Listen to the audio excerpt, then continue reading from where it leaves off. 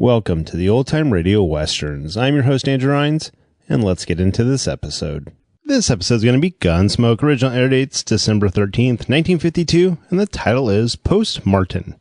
Hope you enjoy, and again, thanks for listening.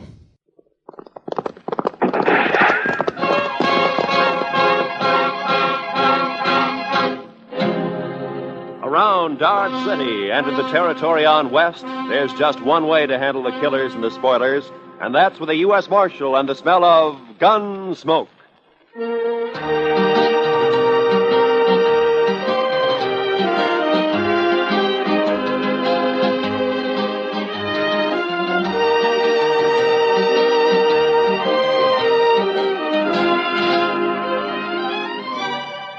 Gunsmoke, starring William Conrad. The story of the violence that moved west with young America. The story of a man who moved with it. Matt Dillon, United States Marshal.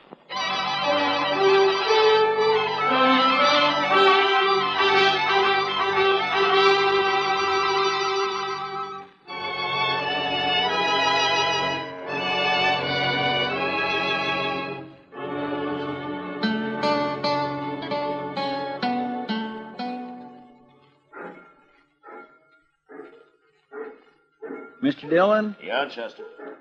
You want to see the prettiest sight north of the Pecos? Huh? Sight?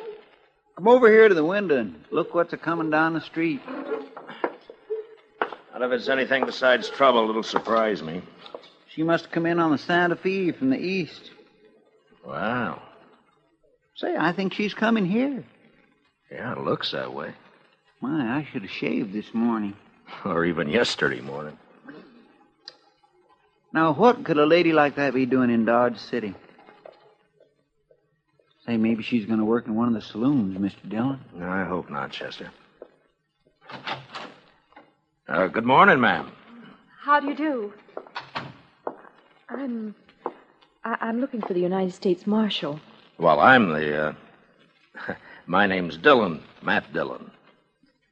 I'm Catherine Blair, Mr. Dillon. Oh, it's a pleasure, Miss Blair. May I introduce my deputy? This is Chester Proudfoot. How do you do? How do you do? I just got in on the train from Boston, Mr. Dillon. Oh? The station master said that you might be able to help me. Well, I'll be glad to. I'm looking for my brother, Martin Blair. Why, say, Mr. Dillon... Chester, will you punch up that fire? It seems a little chilly in here. Chilly? Yeah, sure. Right away, Mr. Dillon.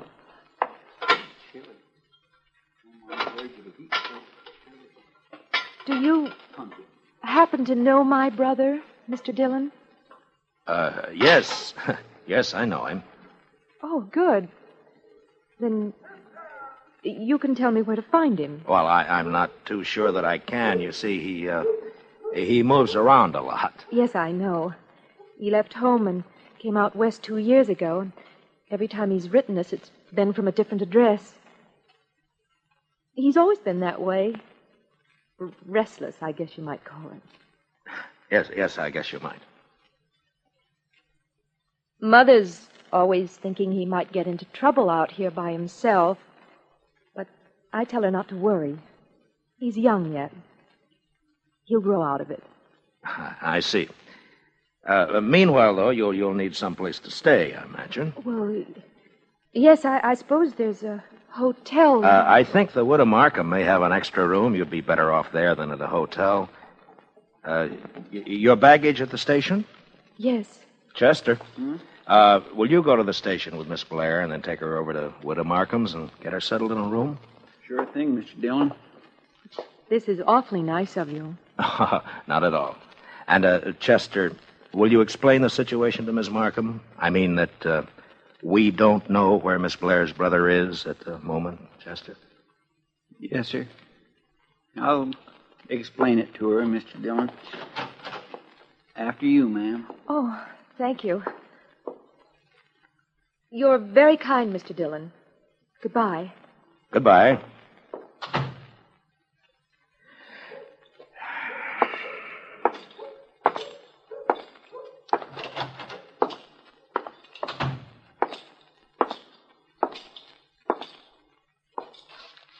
Jack? Wake up, Jack.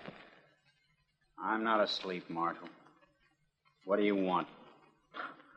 The jail cell usually softens a man up. Not this one, Dillon. Not now or 20 years from now. Yeah, I know. You want something, or are you just making conversation? Your sister's in town, Martin. Kathy? Kathy's here in Dodge? She just left the office. She's looking for you. What'd you tell her? Nothing. Yet. Seems like a fine girl. You gotta get her out of here, Dillon. Don't let her find out. Get her on a train and get her out of here. No? Why? Maybe I'm no good, but there's no reason why Kathy should pay for it.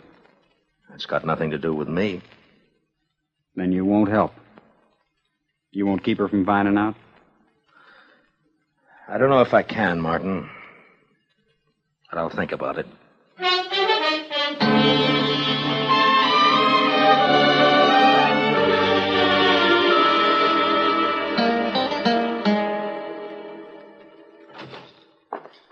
Oh. Evening, Mr. Dillon. Hello, Chester. Anything come up? No, sir. It's been the quietest night in weeks. Yeah, no trail herds in town. I guess that's the reason. Miss Blair's all right, I suppose? Yeah, she's all right, Chester. Have you told her about her brother, Mr. Dillon? Well, I told her that he's out of town. We're trying to get word to him. The truth's bound to get to her somehow, sooner or later. Yeah, I know. Only reason it hasn't already is because everybody in town knows him as Boston Jack. Yes, but his real name will come out at the trial next week, though. Well, I've been trying to get her to leave before then, go back home, but she won't leave until she sees him. It's sure going to go hard with her when she finds out her brother's guilty of cattle rustling. And murder, and horse stealing. And this time we got a witness. Yes, sir. I don't rightly see how you can keep her from finding out, Mr. Dillon. Well... Come on, Chester, let's have a talk with Martin.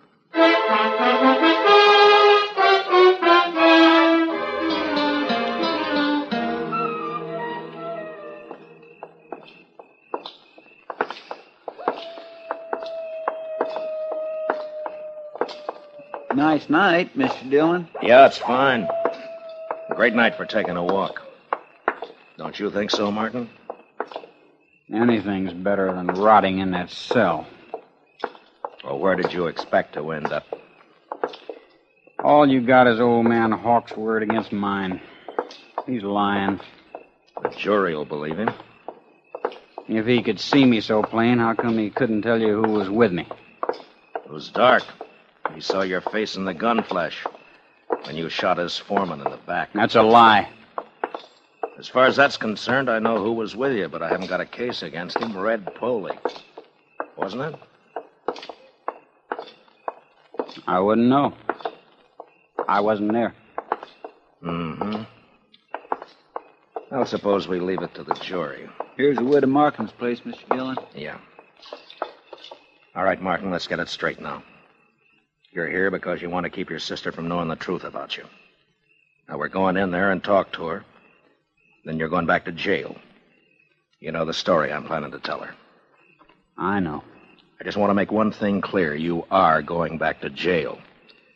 Chester will stay on the front porch and cover you through the window, and I'll be inside with you, also wearing a gun. Don't try anything foolish. I wouldn't want to kill you in front of your sister, but if it comes to it, I'll do it. You understand? Sure. I understand. All right, let's go. I'll be there at the first window, Mr. Dillon. The parlor's on the left. All right, Chester.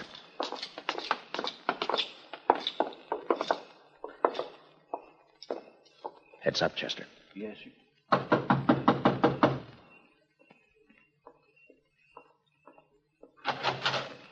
Good evening, Miss Blair. Oh, why, Mr. Dillon. I've brought you a visitor. A visit. Martin. Hi, Kathy. Oh, Martin. Oh, Martin. Here now. Take it easy. Oh, it's been so long. Oh, Martin, why didn't you write? Well, you know how it is, sis. Say, maybe we could all go inside, huh? Oh, of course. Come on in. Come in. Oh, I couldn't imagine who was knocking. Mrs. Markham has gone to bed and... Oh, here. Sit down, both of you. Thank you, Miss Blair. Oh, Mr. Dillon. Where on earth did you find him? Well, I guess I better confess to you, Miss Blair. I knew all along where he was. What? The only trouble was I just couldn't produce him. Oh, I'm afraid I don't understand you. Well, you see, Martin's been doing some work for me. Sort of secret work, you might say. We're trying to dig up evidence on a gang of cattle rustlers around. Oh, just wait till Mother hears about that. Oh, and she was so worried about you. Yeah. It's quite a job. It's pretty hard for your brother to get away from the gang without stirring up suspicion. In fact, he's only got about an hour this evening. Oh? But you will manage more time in the next day or so. I'm afraid not, sis. I may not be able to get away again for a month. A month? In fact, I've been thinking it over, and I think the best thing you can do is to take a train back home right away. But I just got here, Martin. It's no place for you, Kathy. He's right, Miss Blair. Dodge City's no town for a girl alone. But I came all this way to see Martin. It's like I told you, though, sis. It may be a month before I can manage to get away again. Tell you what. After this job's finished, maybe I can get back east for a week or so. Oh, Martin, if you only could. We'd all be so happy. I can't guarantee it, but I'll sure try. I'll admit I'm a little nervous here. Why, the very first thing Mrs. Markham showed me was a revolver she keeps hanging out there in the hall. In case of intruders, she said. Good heavens. Well, this is the frontier, Miss Blair. The law is still pretty much for the man who shoots first. Except sometimes. Yeah. That sounds awful. Martin, you will be careful, won't you? I'm always careful. I suppose I had better take your advice and arrange to leave in the next day or two. But meanwhile, we have an hour at least. Tell me about yourself, Martin. Tell me everything you've been doing.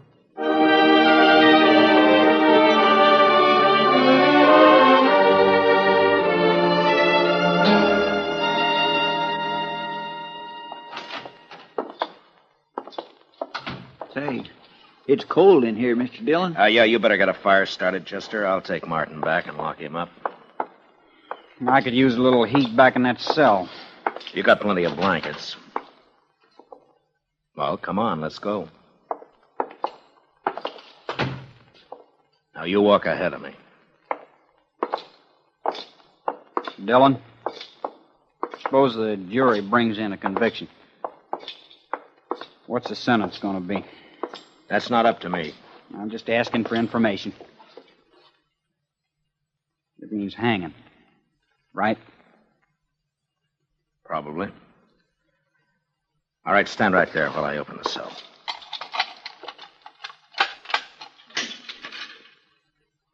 I don't want much to hang, Marshal. Nobody does. All right, Martin, get in. Slow and easy, Dillon. Put your hands up slow.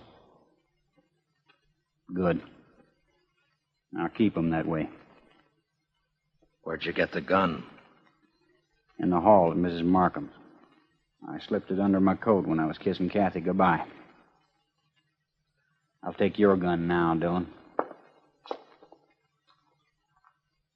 Thanks.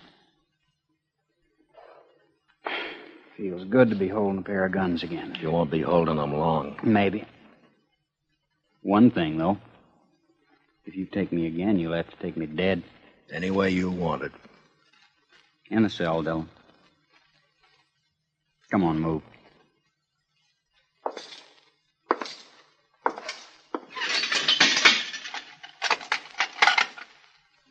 Tell Chester goodbye for me, will you? I think I'll just go on out the back way. What about your sister? I guess she wouldn't want to see me hang either, when you come right down to it. So long, Dillon.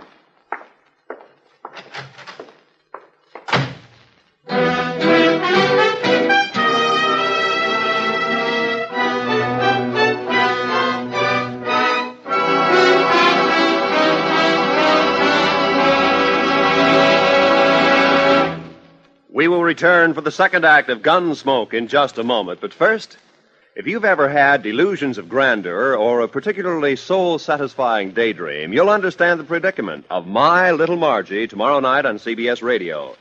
Convinced that she's a princess, My Little Margie, played by Gail Storm, gives her father, he's Charles Farrell, a royal pain in the neck. It's another comedy episode of CBS Radio's new Sunday night laugh program, My Little Margie, tomorrow night on most of these same stations. Now for the second act of Gunsmoke.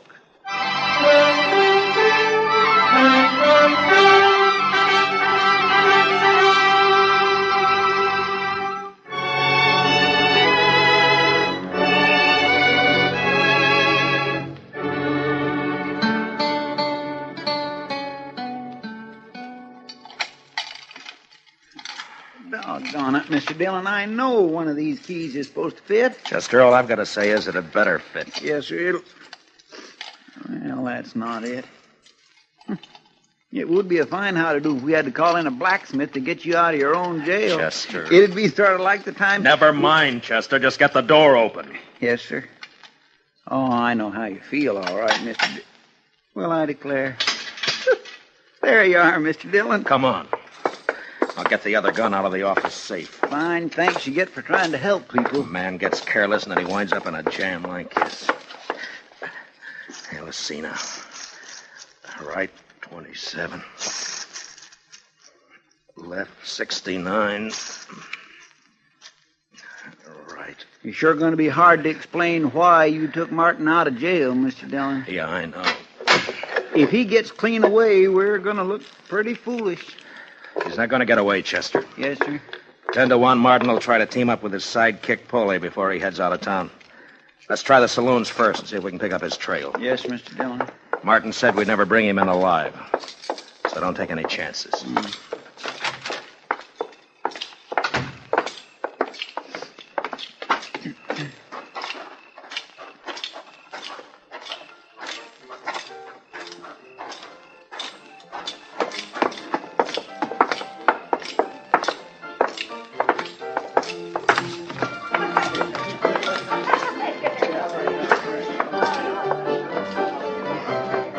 Well, sir, no sign of him in here, Mr. Dillon.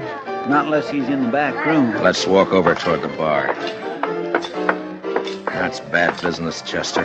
Martin's already shot one man in the back. We'll never catch him in the open, if he's got anything to say about it. Yes, sir, I've been thinking about that. Kind of makes a man's spine crawl. Hiya, boy. Heavenly day out. You act as though you were caught robbing a bank, Chester. I've always suspected Chester of having a shady past, kid. Have a drink, man? No, we haven't got time. We can't stay. We're looking for a fellow. By the way, who went bail for Boston Jack? What do you mean? Well, he was in here about 10 minutes He ago. was in here, huh? Yeah, he talked to Red Poley, and the two of them left together. I thought he must You be know out- where they went, Kitty? Well, no, Matt, I haven't got any idea, but they sure left here in a hurry. He broke out of jail, huh? There's 40 ways from Sunday they could have ridden, Mr. Dillon. Yeah, I know. But if they're not in Dodge, there's only one way they'd head. The Circle B. Yeah. Martin knows Hawks is the only witness I've got against him. Come on, Chester.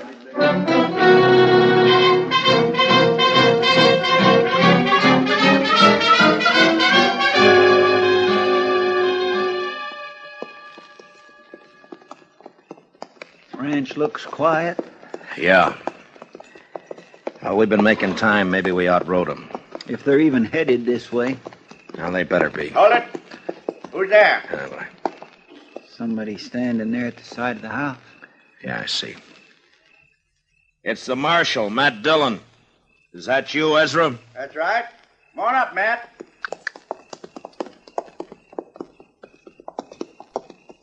What brings you way out here this time of night, Matt? Well, I'm sort of counting on an old acquaintance of yours showing up here sometime tonight. What are you talking about? Boston Jack. Out of jail. Matt, how'd that happen? Well, I doubt if it'd serve any good purpose to go into that right now. He hasn't been here, I take it. No. Matt, he's a mad dog. Ought to be shot long time ago. I'd kill him on sight. Well, I came out here to make sure he doesn't kill you. Chester, put our horses in the barn. Get them out of sight, huh? All right, Mr. Dillon. And, you may as well stay there, Chester, and cover the yard. Yes, sir. Well, what about us, Matt? What are we going to do? Go inside the house and put the lights out and wait. That's all, just wait.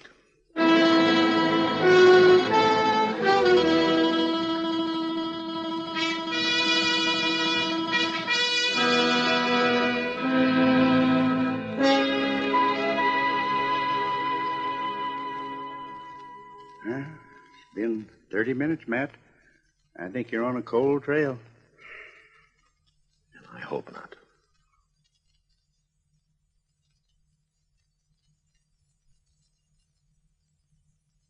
Yeah. You've had enough time to get here. Maybe not enough courage, though. They figure the odds are 2 to 1 in their favor. Shouldn't take much courage. People who've never killed anybody don't understand. The killer's worst enemy is his own nerve. Yeah. I'll take your word for it, Matt. I guess you've sat and waited like this plenty of times. Yeah, too many. Does it ever bother you, Matt? Do you ever get to wondering? Wait a minute.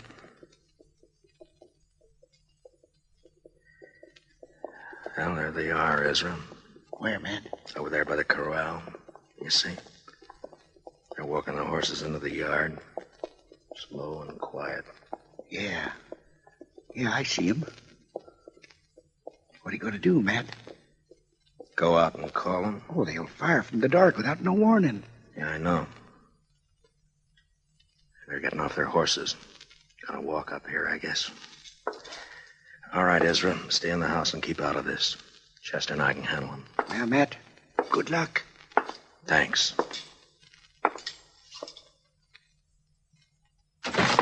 Martin, Foley, you're under arrest. Dillon! Careful, Matt. Heads up, Chester. I dropped Foley. Martin's running into the corral. Yes, sir, I see him, Mr. Dillon. You're trapped, Martin. Now climb out of that corral. I told you how it would be, Dillon. Come on in and get me. Sure, Martin. I'm coming. Mr. Dillon, he's fired the hayrick. We ought to... Look, he's trying to ride the horse out.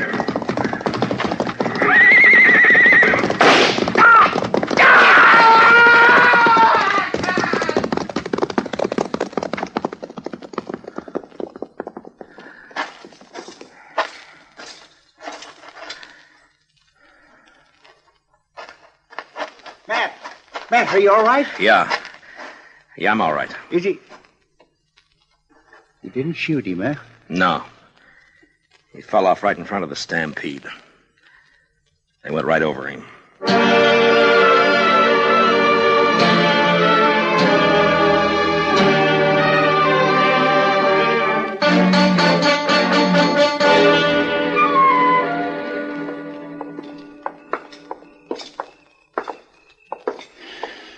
Well, here we are, Mr. Dillon. Yeah. Wait here for me, Chester. I'll go in and tell her. All right, sir. I hope she believes me.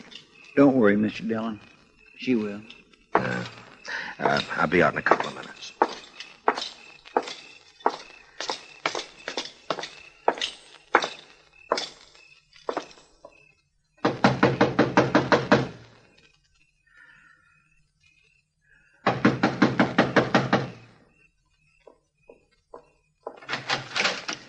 Evening, Miss Blair.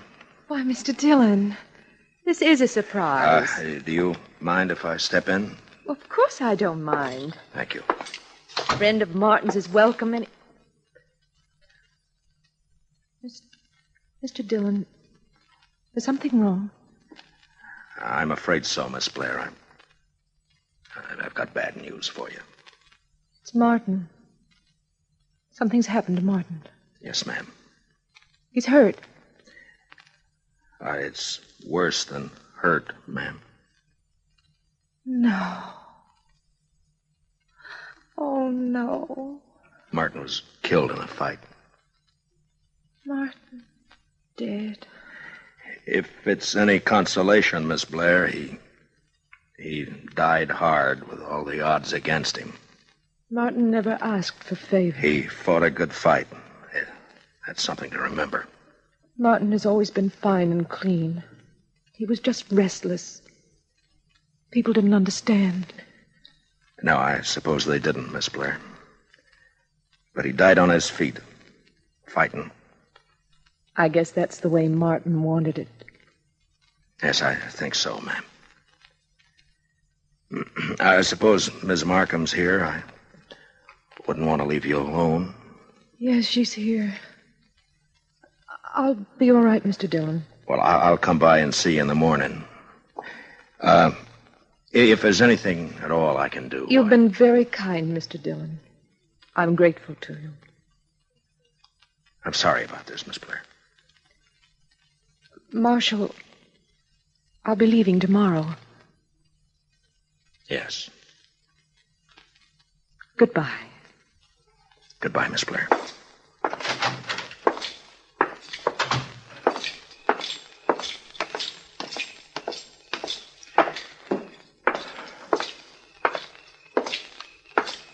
You all right, Mr. Dillon?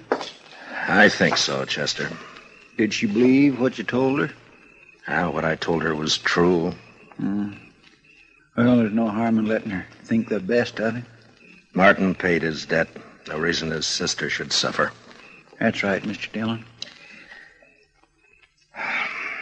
Chester, if I remember correctly, Kitty offered us a drink earlier this evening. That's right.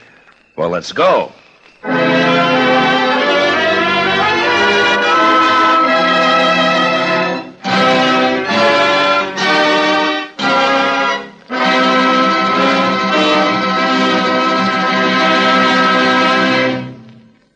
Gunsmoke, under the direction of Norman MacDonald, stars William Conrad as Matt Dillon, U.S. Marshal. Tonight's story was specially written for Gunsmoke by Les Crutchfield, with music composed and conducted by Rex Corey. Featured in the cast were Gene Bates, Sam Edwards, and Ralph Moody. Parley Bear is Chester, and Georgia Ellis is Kitty. Gunsmoke is heard by our troops overseas through the worldwide facilities of the Armed Forces Radio Service. Join us again next week as Matt Dillon, U.S. Marshal, fights to bring law and order out of the wild violence of the West in Gunsmoke.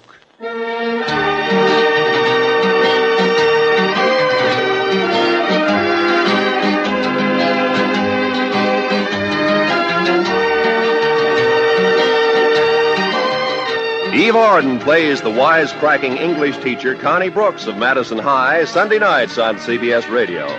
And when our Miss Brooks calls the roll on comedy, there's laughter enough for all takers.